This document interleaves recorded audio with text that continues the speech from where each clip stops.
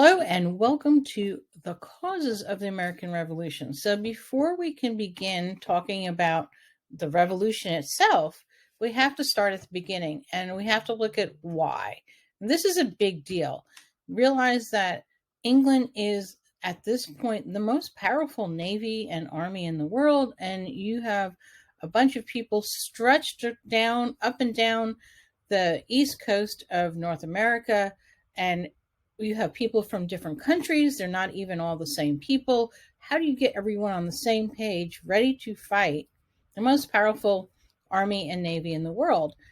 And if we take just a moment and we look here, we see these stamps. And so American Revolution is a pretty big event in American history.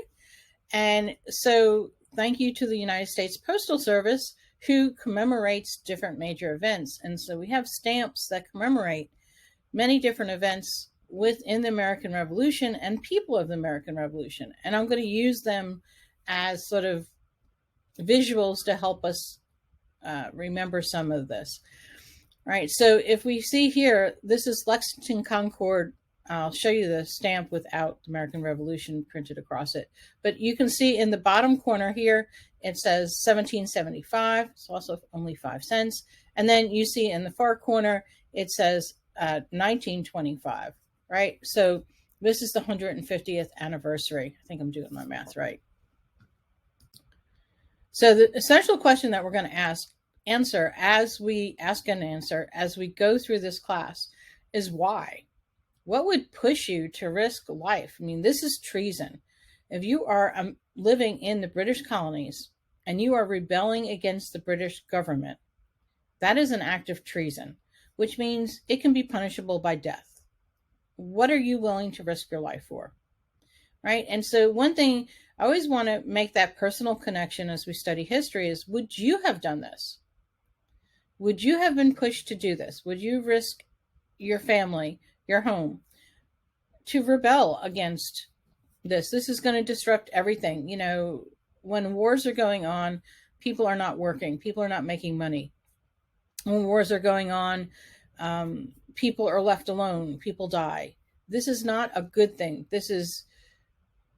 You can be proud of people who fight in wars, but it's never a positive thing for anybody.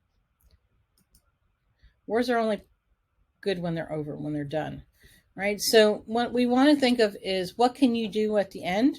And hopefully at the end of this lesson, you'll be able to summarize the causes of the American Revolution, name key groups and people of the American Revolution, and summarize key battles. So we're only going to talk about 2 battles today.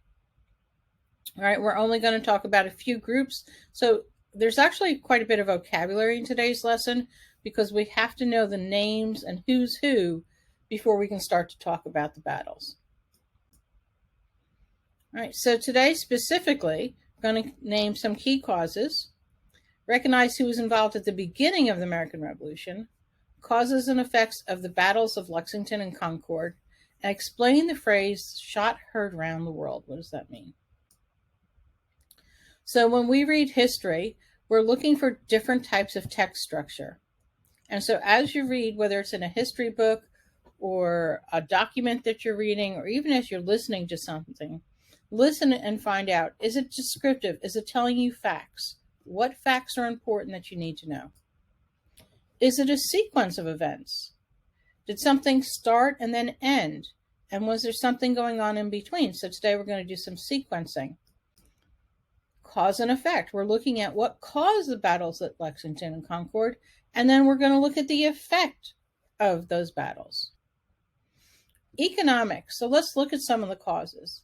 The primary cause is going to be economics, if you want to say it in one word. Now, if you think economics, you should think of money. So back in 1756, there began a war between the British and the French. And that war was over land in the Ohio Valley in North America. And they were fighting over the right to hunt in the forested land for furs. Furs was a big export out of the Americas. And so you had the French colonizing New France, which is now Canada. You had the British in what is now United States. You also had the Dutch in there, right? You had Swedish people in there. There were some small colonies.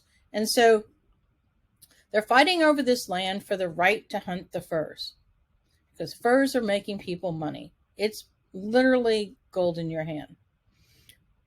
While the British win the war, they also caused a lot of debt. This is also known as, and some historians would say it's a world war, because it was fought in Europe also.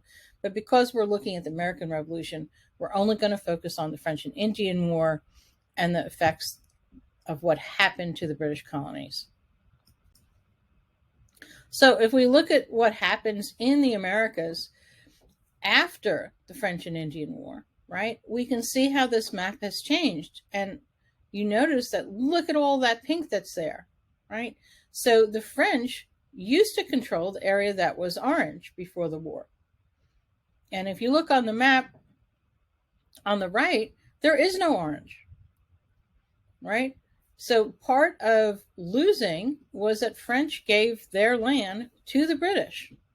Now, this is going to change back and forth throughout history. It doesn't stay this way. You see that Louisiana in 1763 was given to the Spanish. It's going to go back to the French later. And then it's going to be sold to Thomas Jefferson in the United States. But at this point, we're going to focus on the area in pink. And so you see this red line called the Proclamation Line of 1763. And if you look carefully at the map, you can see that that line is a geographic border. And it's the mountains, the Appalachian Mountains. So have you ever heard of the Appalachian Trail? This is part of the Appalachian Trail, was the Proclamation Line. And what this was is you had the East Coast on one side of the mountains, and then you had the Ohio River Valley and the valley and forested land on the other side of the Appalachian Mountains. And King George sends out a proclamation that says, no. If you are a British colonist, you are going to stay to the east, to the Atlantic side of the mountains, the Appalachian Mountains. You don't need to be going any further. There wasn't a fence, there wasn't a wall, but it was basically the mountain ridge. And there was a few reasons why the king does this. One, it's very costly to protect people. And you have a lot of very angry, and rightfully so, Native Americans who don't want the British colonists hunting in their land. They've already been pushed off the land enough. And so King George III, and a lot of people don't give him credit for this, says, no, this is Indian land. And there's many maps, and I'll send you some and your primary sources that write down that this is Indian land to the west where the Ohio River is on this map. And so the king also says, I cannot send soldiers to protect you. If you go and cross this line into the Ohio River Valley to hunt, I can't protect you. I can't afford to put soldiers out there. So just stay in your lane, stay in your own backyard, and everything will be fine. Right. So this is a handout that you're going to get, and feel free to use this as guided notes, and we'll go through each of these and I'll show you as the summary. So the first one that we see here with the soldier with the rifle up, that's going to be the French and Indian War. And this is going to help you sequence the events as we go forward to the American Revolution. And don't forget, you can pause this at any time. All right, so we have the French and Indian War. Britain is going to have a lot of large debt. That's what the crown represents. The king sends out the Proclamation Act of 1763. What is the effect of that? The effect is that colonists are no longer allowed to move or hunt in the West. And this is a lesson for another day, but we have what were called the Long Hunters, people like Daniel Boone, who had already started moving into that area that's going to become Kentucky and Tennessee. All right, and so what happens? Not only do they have large debt, and they say, well, we're not going to put soldiers anymore in that land in Ohio River Valley. Let's leave that to the Native Americans. But there was also a lot of debt. And how do governments make money? They tax the people. So the British government says, hey, we fought that war for those colonists. We fought that war to keep the French from taking the colonists' land. So let's tax them. Why tax the people in England? And so we have the Stamp Act, and I see I have 2 dates here that are the same. I will change that for you. The Stamp Act, and then there actually is a Stamp Act Congress, and what that is the word Congress means to meet, to congress. So it can be a verb and it can be a noun. So you have representatives from the different colonies that get together and meet about the Stamp Act. They were not very happy about the Stamp Act. In fact, they were so unhappy that they boycotted and they refused to buy products that required these stamps. And so eventually the British government says, okay, we hear you. No more stamps. Now I have videos that I'm going to send you in a Google form that you can watch and learn more about these different acts. An act is simply a legal term that means law. So notice I have ACT and it's capitalized. That is the word for British law. So it's a stamp law, stamp tax law. And so if we look at these different acts as we go through them, here's a good sequence for you, right? The Proclamation Act was not a tax, but it did hurt colonists because they could not hunt in the land and they could not move to the land that they wanted to west of the Appalachian Mountains. You have the Sugar Act, which actually lowered the price of sugar, but again, it was telling the colonists what they had to do and who they had to buy from. 1765, we have the Quartering Act. And quartering does not mean cut something into quarters. This is like go to your quarters. It's a military term. So it meant that the local people would have to build bunks, build sleeping quarters for the soldiers that were there for the British Army. Not only did you have to provide sleeping quarters, but you had to help with their food and their clothing allowance. And it was quite a financial burden on the colonies. They did not require them to put in their houses. A lot of people say, oh, they had to put them in their houses. No, but each town, if you had British soldiers, you had to put them up in a hotel or build them their own quarters. And again, I have videos on these different acts that you'll get in a Google form. All right, and then we have the Stamp Act in 1765. And then just a year later, it is repealed, which means that that's when the British say, okay, no more stamp taxes. 1766, though, they replaced the Stamp Act with Declaratory Act, which means that now all of the colonies become royal colonies. Now, that's a very big change. That's a very big political change. Up until this point, you had 3 types of colonies. You had charter colonies, which were basically business agreements and contracts between an owner of the land and the king. Massachusetts was a charter colony, started with the people on the Mayflower and the Mayflower Compact. Virginia had started as a charter colony with the London Company in Jamestown. And then you have proprietary colonies. This is where, think of the word property. Men were given ownership of the land by the king, usually to pay off a debt. So Pennsylvania was given to William Penn. He was a proprietor of Pennsylvania. You have Lord Baltimore, who was given Maryland as a proprietary colony.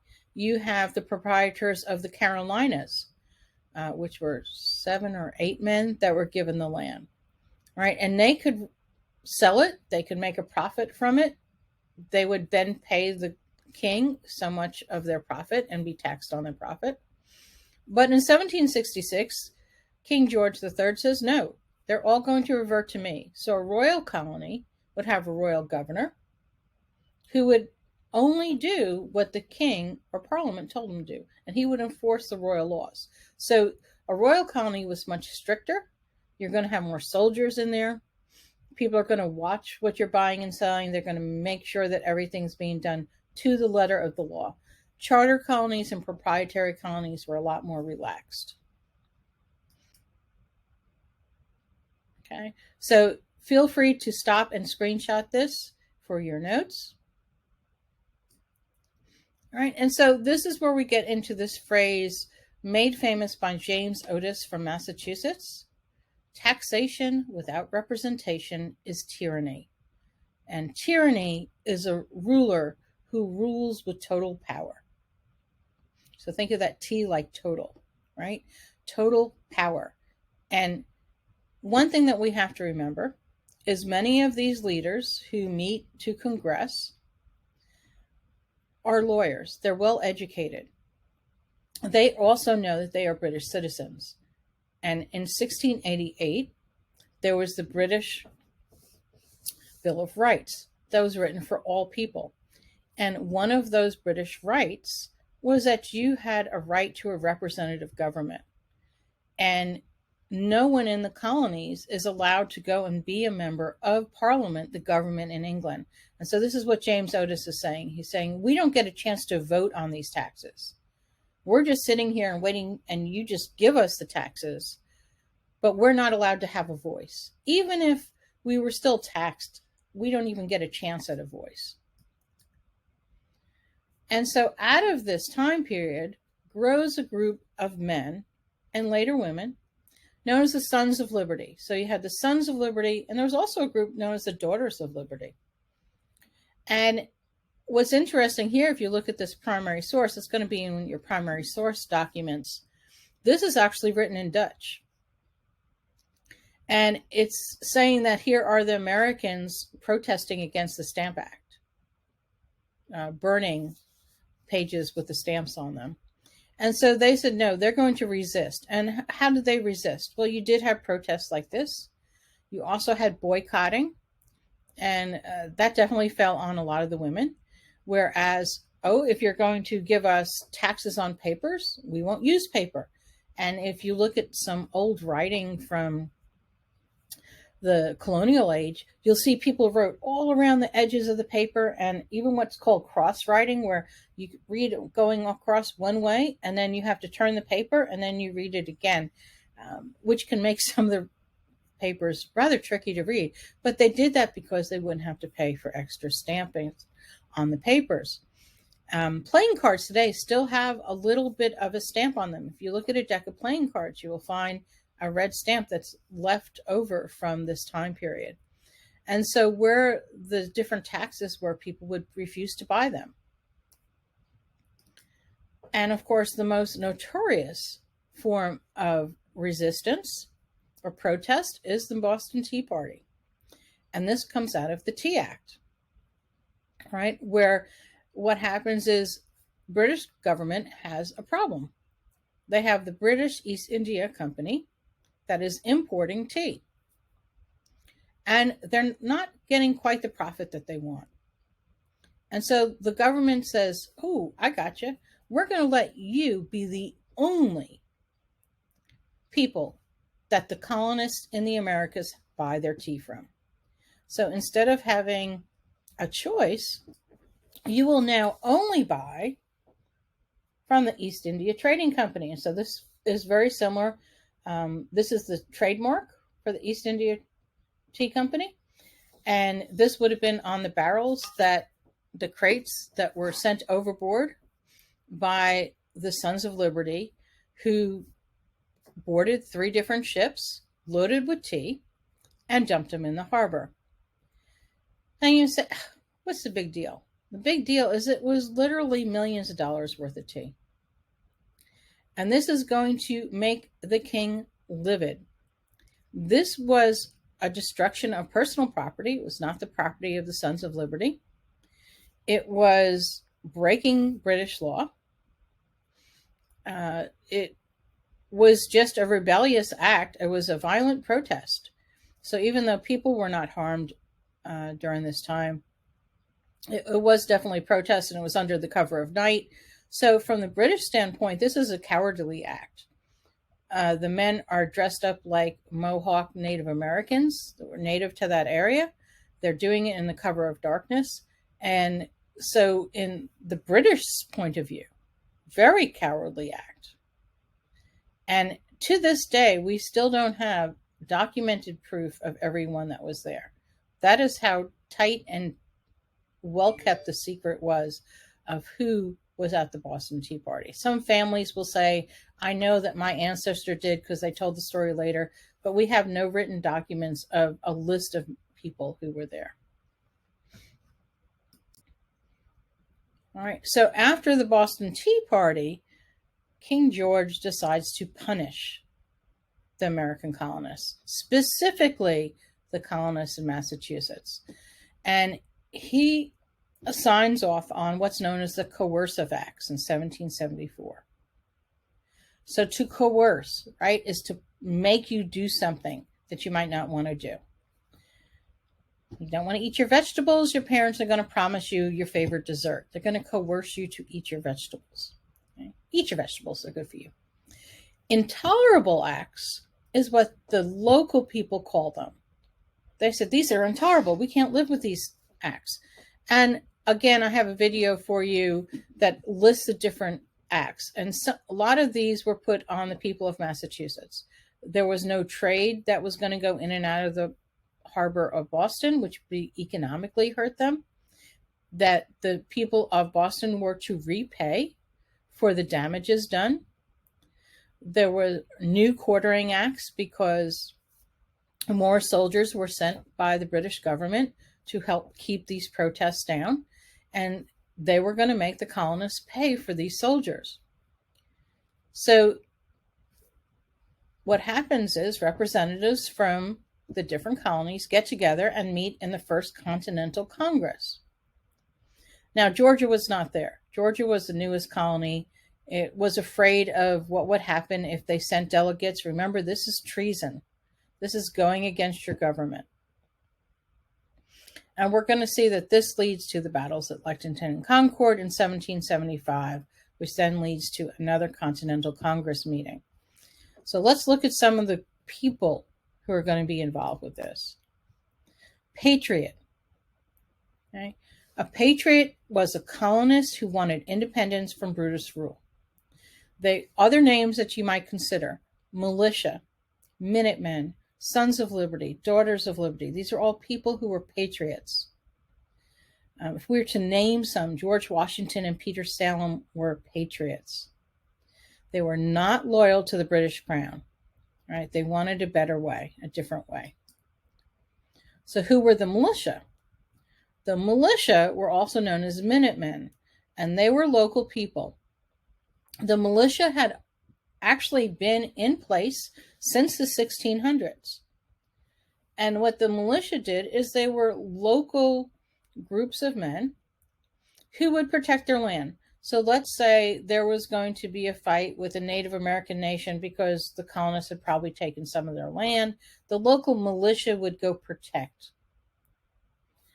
Right? So they were trained to fight. And what happens is at the time of the revolution in the 1770s, it goes from fighting to protect your land against the native people and either French or Spanish that might be trying to take your land, but against the British soldiers. Alexander Hamilton joined the New York City militia before joining the Continental Army. And so all different towns all across the colonies would have had their own local militia. These men were not going to go off to war. They were going to stay home, try to maintain their farm, maintain their business. But if war came to them or a battle came to them, they would be ready to fight. These are not people that you would say the redcoats, the regulars, or loyalists. Remember, militia are the patriots. All right, so a loyalist is a colonist who is loyal to the British Crown. They're going to be against the war. How do I remember it? I remember it because it rhymes with royalist. A loyalist is a royalist. All right, sometimes referred to as Tories. Many of the colonists, about a third, were against independence, and they were loyal British citizens. So not everybody wanted war. Not everybody wanted to rebel. They were not traitors to the crown. So these people would have been supported by the British government. And remember, a lot of people coming to the American colonies were not even British. And so they were just happy to be there. And they were not complaining about these problems. So you have about a third of the people who were patriots, about a third of the people who were loyalists, and about a third of the people were neutral. Right? And then you have the regulars. And this is the name for the British Army soldiers or Navy sailors. They were sometimes called redcoats or lobsterbacks, and that was really not a complimentary thing. If lobsters were widely ate up along the New England area, remember a lot of this starts in Massachusetts. What happens to a lobster when it's cooked? It turns bright red. So lobsterbacks was a very common name for them. Not very nice name. Because almost all the colonists were British, the soldiers were known as regulars. They were the regular army, as compared to the militia that would be in a town maybe far away from the city of Boston. So the regular soldiers would be protecting the port of Boston, but the militia might be in a town 20 miles away. Right? So regulars were not going to be patriots at the time that the war starts. They're not going to be part of the militia, Minutemen, or the Continental Army. So the regulars are paid soldiers. They're paid soldiers by the British Crown. All right, next we're going to look at more as we get into what happens as a result of that Boston Tea Party.